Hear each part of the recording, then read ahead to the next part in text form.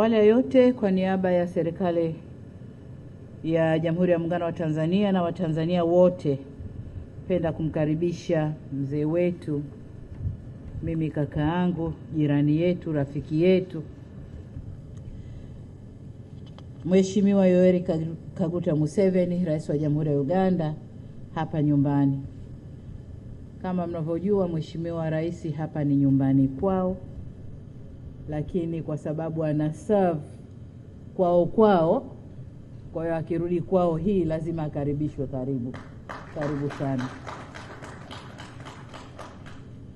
Kwa muktadha huo, kwa niaba ya Watanzania wote, napenda kumpongeza kwa ushindi mkubwa alioupata wakati wa uchaguzi.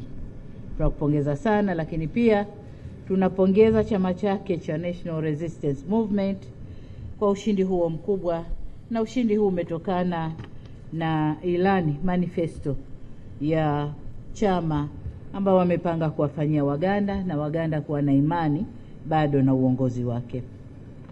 Kwa ni matumaini yetu kuwa chini ya uongozi wake Uganda itaendelea kupiga hatua za maendeleo, na hasa tunavyozungumza hivi, nini tunakwenda kuwafanyia nchi zetu, na sisi tuseme Watanzania tuko tayari kufanya kazi bega kwa bega na Uganda kwa ajili ya maendeleo ya nchi zetu.